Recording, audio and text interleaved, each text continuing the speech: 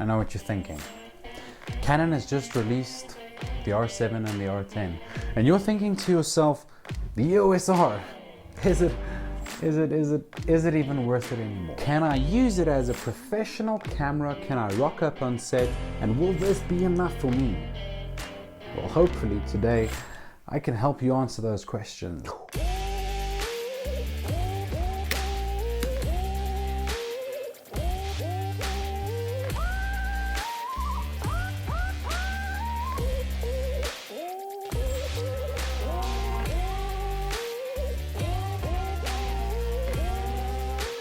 So whenever I think of buying a camera, I think of the what and the why. What am I going to use it for, and why am I aiming at that specific camera? I think of things like speed and performance. Full frame camera is kind of a big thing for me. And ergonomics is major because we do travel a lot and we do mission around with heavy gear, and having a light and ergonomical camera is quite the plus side. And it really helps you to optimally be creative. Can it use the lenses that I use? You know, is it going to be a mission to have different things for different lenses? And is the camera stable? That's always a good question that I ask in buying a camera. And low light capabilities is kind of a major thing. Yes, I know we can just put up a light, but we're not always in positions where we do have lights. So we have to sometimes rely on a camera's low light capabilities to really just, you know, boost the shot and make it look good. And also autofocus is big for me, especially because we're trying different type of creative shots all the time. So having autofocus capabilities is really a plus side. The first reason would be this camera has a Boss autofocus system. It's faster and it makes use of all the pixels in the frame to grab focus, so that touch on focus is effortless, it's accurate, it just works.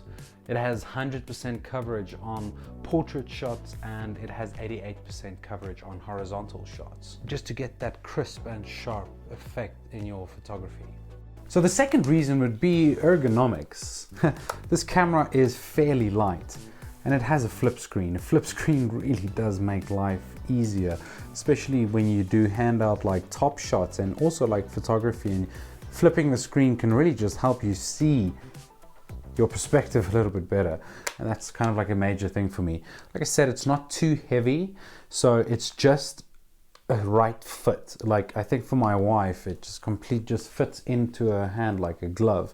For me, I kind of like have a little bit of a gap, but it's not too bad. I really do think it's a very ergonomical body. These days, if the body is light and if the body can really help you to just be optimally creative, it's gonna allow you to focus on different things like lighting or story. Favorite functions, and the R6 has that as well. It's the touch and drag autofocus. It just allows you, if you're not shooting through the screen, because most of the time, you know, I'm shooting through the screen, but sometimes when it is bright, you just need to quickly go inside there and just find the focus and then click on it, because just sometimes you can't see on the screen. It's just easier to go through there.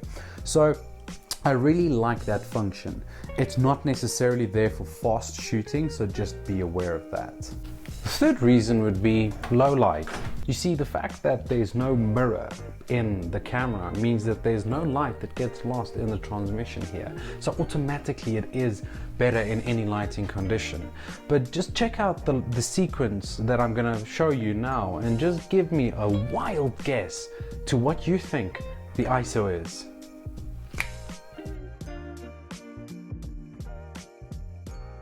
Did anyone guess? Did anyone get it? 12,500. Can you believe it? Can you believe it? Just be aware that this camera has higher megapixels than, for instance, the R6.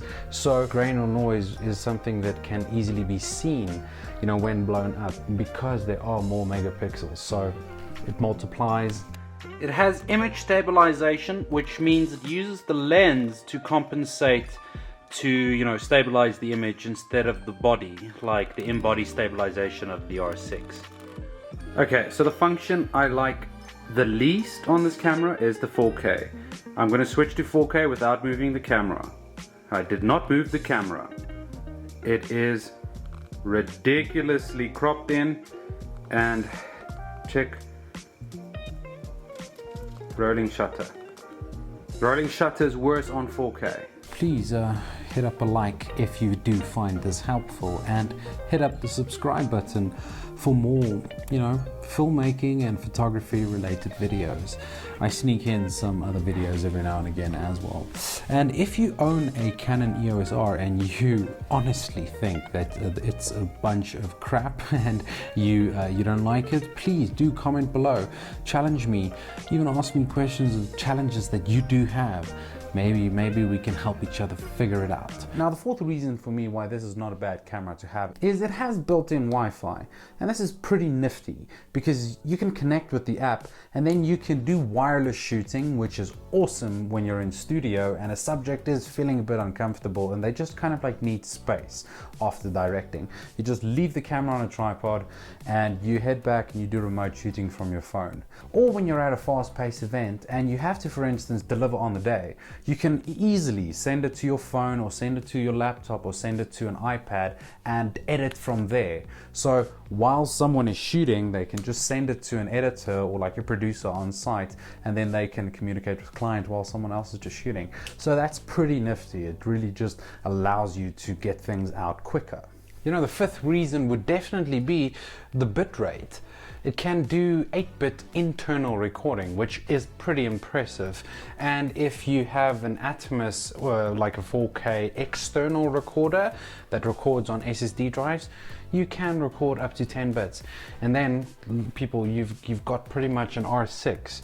If you match the color between the two and the picture profiles, you've got two R6s. You've got two cameras that do 10 bits. I've been shooting all the scenes that have been happening in the study over here has been shot on the R6 and the rest of the scenes out there have been shot on the EOS R. And I would love to just find your feedback and hear your feedback about how you found the difference in the two shots. Interesting to see. Just comment below and tell me how you've been experiencing that. I would say the EOS R is a perfect camera if you're starting out. And it's a perfect camera if you're a photographer and you're using this as your main camera and you're switching to video every now and again. I think it's an effortless process, but also it's good enough. If you're focused on professional video and you're just starting out, I would go for this and spend the other money on lenses and lights just to fill in the gap. If you had to choose between an EOS R6 and an EOS R. At the end of the day, it's not necessarily the camera that's going to make you better, but it's your ability to handle the camera and read light and manipulate that thing and use different angles and things like that to become better.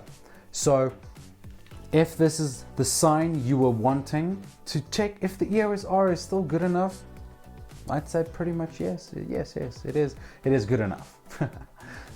Cool. Anyway, guys, thank you for watching and thank you for tuning in. And if you're still here, thank you for watching until the end. And with anything in life that it is that you want to achieve, may it be creatively or just live a good life, you just have to remember, you have to be bold and you have to be brave. Thank you.